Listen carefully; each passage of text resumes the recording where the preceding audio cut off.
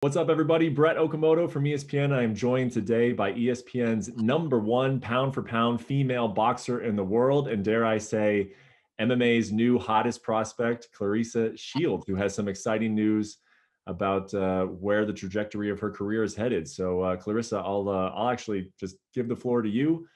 You got some exciting news to share with us today, yeah? Yeah, I am officially a MMA fighter. I signed to the PFL league.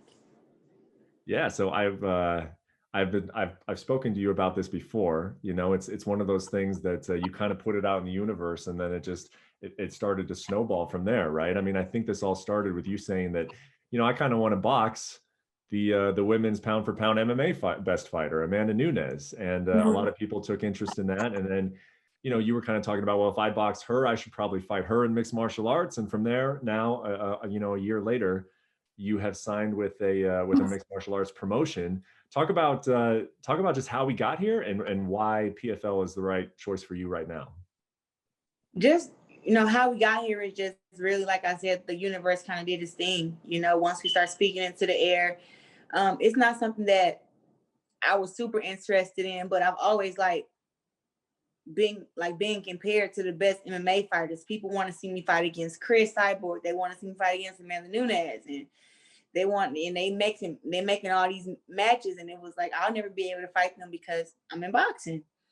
And even though we had crossover fights, I just felt like I would always end up inside the cage. I just didn't know when. Like I said, I thought I may be 27, 28, or even after my career. But after weighing our options and boxing right now, I'm still a world champion right now, and I'm the best pound for pound female fighter. I just wanted to really just test myself. I want to see, can I be a world champion in boxing and be a world champion in MMA. That's something that I want to, test myself on. And not saying that boxing is just so easy, but I've been on top of the world for over 14 years now. So it's just more of just wanting to see, can I, just test myself and learn something new. And it's kind of, I'm nervous, but I'm excited. I can say that. Yeah. How much of it is just how much of it is wanting to test yourself in a different sport, but also wanting to just feel that like big fight feel? Because like you said, people, when they talk to you, they bring up MMA fighters, even though you guys are in different sports. Like, is this more about I want to try this different sport that is super challenging, or is it more I want to walk into an arena and know that this is a big fight that has captured the sports world, so to speak? I feel like I've had fights in boxing that has captured the sports world. Just women's boxing isn't treated equally in boxing. Up in every MMA league, they have women fighters main event. The PFL give women a chance to fight for $1 million, just like they give men a chance to fight in the league for $1 million. In boxing, there aren't those kind of opportunities for women. You have 2 or 3 of us who getting paid good money, and then the rest of them are kind of just like opponents. And they don't really have a large following and the big backing. And in MMA, up in the PFL, it's just you create your own destiny.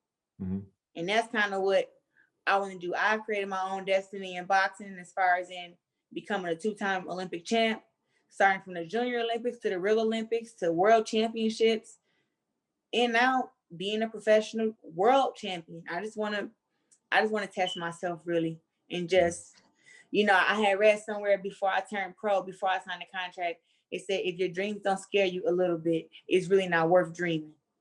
So this is a scary dream for sure, but I know that proper preparation prevents poor performance, and I'm ready to just train and just jump on in there.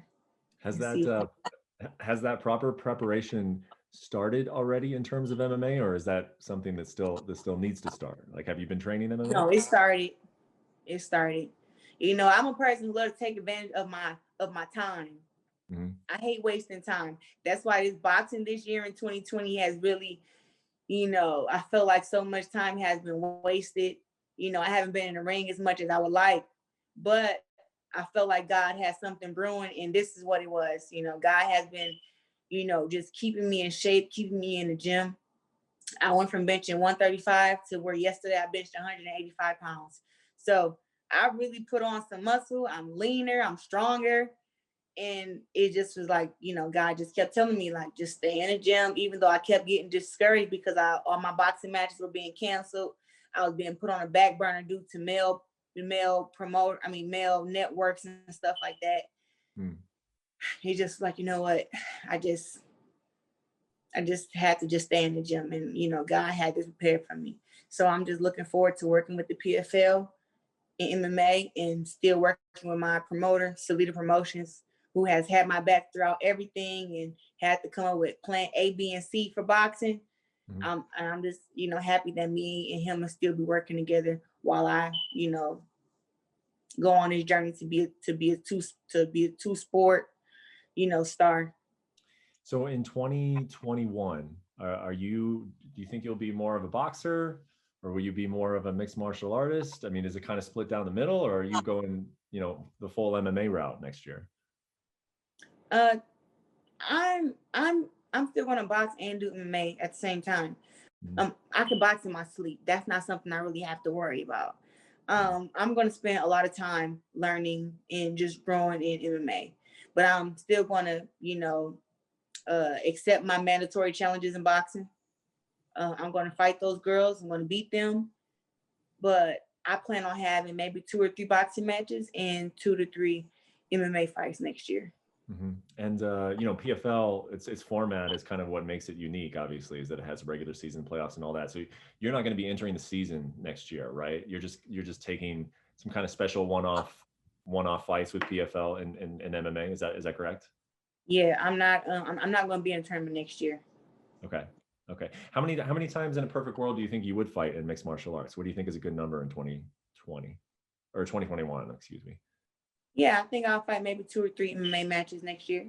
2 or 3 in MMA and 2 or 3 in boxing. So you want to be busy, obviously.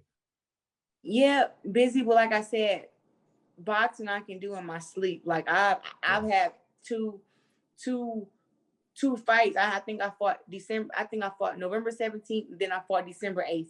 So that Mm-hmm. was 3 weeks apart from each other, both 10 rounds of world championship fights. I went in there and destroyed both girls and Mm-hmm. came out without a scratch. So um boxing, like I said, is just something I was born to do, and I've been doing it for so many years. I could just do it at any time. Yeah. But MMA will take me some time, and that's why I said I'm not going to be in a tournament. But I'm hoping that I train hard enough and learn enough that by 2022 I can go for the $1 million. Mm-hmm. I've seen you say in other interviews in the past that you can throw some kicks, that you've dabbled with that a little bit. How much I mean, obviously, coming from a boxing realm into MMA, a lot of people are going to be wondering, and going to be testing your ground game. How much have you wrestled and how much have you done jujitsu up to this point right now? I've done a few jujitsu classes, and I've had a few wrestling classes with Adeline Gray, and she's a Olympic silver medalist in wrestling, I believe. We were in both Olympics together, and I can say, like, it's not as bad as I thought it would be. I thought I would absolutely hate it. I thought that when she grabbed me, I would get completely frustrated and maybe try to bite her or something. Yeah. But that didn't happen. It was really cool, and she told me that I learned very quick. And by the time, she was showing me how to shoot, and by the time class is over, I was shooting and I was getting my head in the right place, and um she was impressed. So that's great, even though she's my friend. But I told her, just like, keep it real with me. If I suck, let me know. If I'm good, let me know. And she was like, look, you're good. You're good at learning. You're an athlete. You're strong. You're fast. You're explosive. And just have to just, drill those drills in you and do it over and over and over again, just as I've done in boxing, and then just see where I can go. And I've done some jujitsu classes too, but I haven't got in there and like done like a full spar. Mm-hmm. You mean like MMA sparring yet? No, but that is to come in the near future.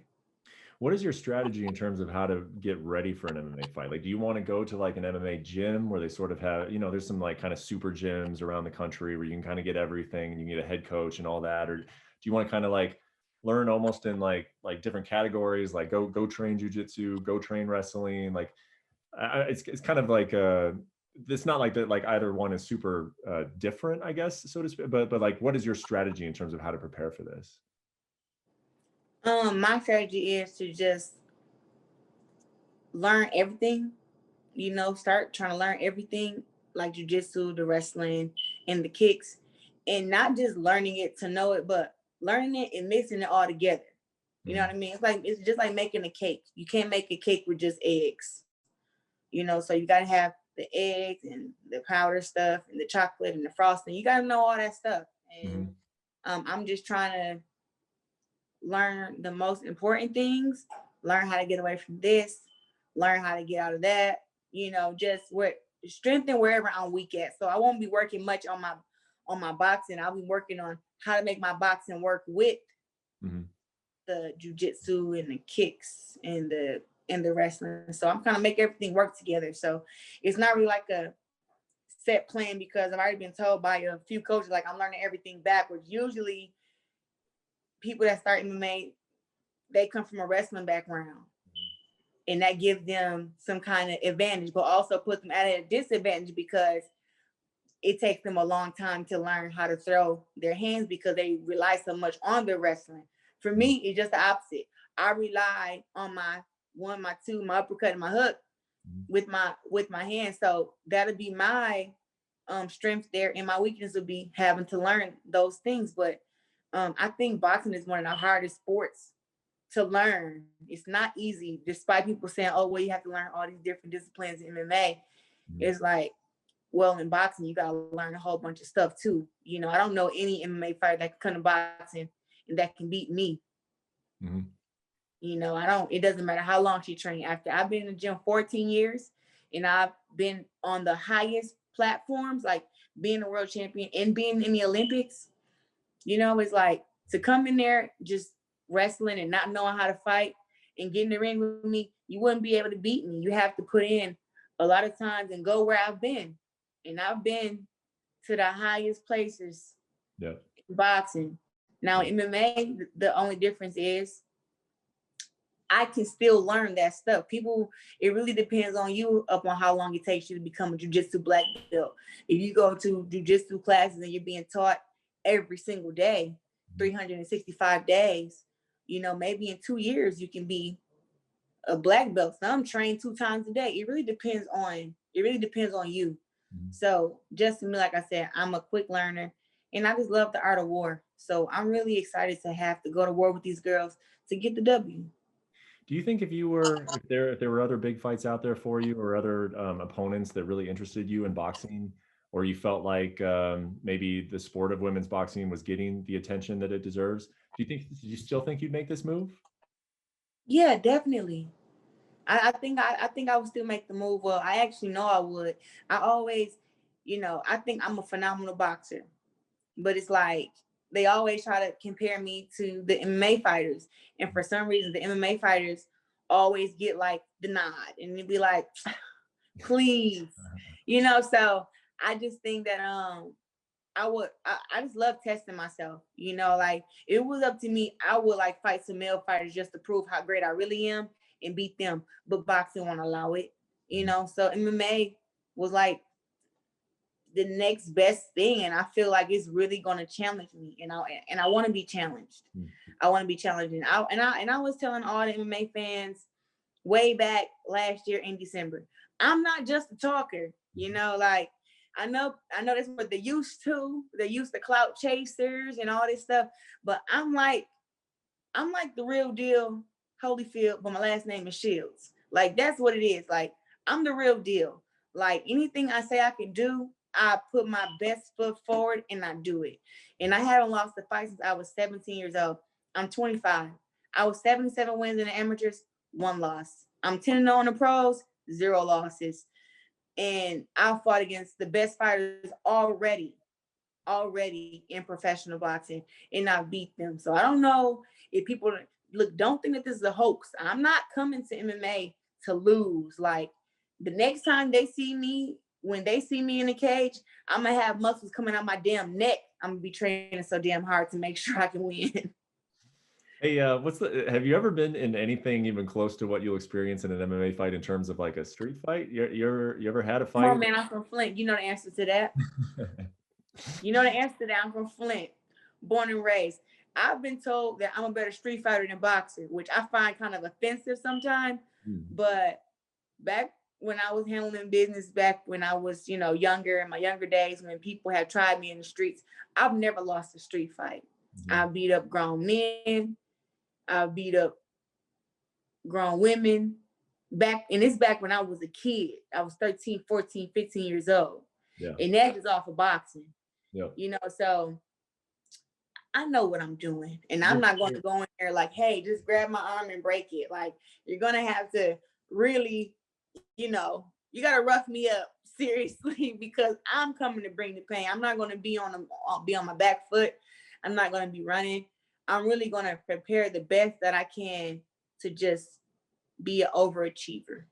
I love it. I love it. Well, you go into PFL, there's going to be an obvious storyline there. And I mean, it's we're going to be getting way ahead of ourselves here, but you know, the other big female star in the PFL is Kayla Harrison, and you guys both won gold medals in 2012 and 2016. So, you know, immediately some of us are going to say, "Damn, the PFLs, they've got two-time Olympic gold medalists, females.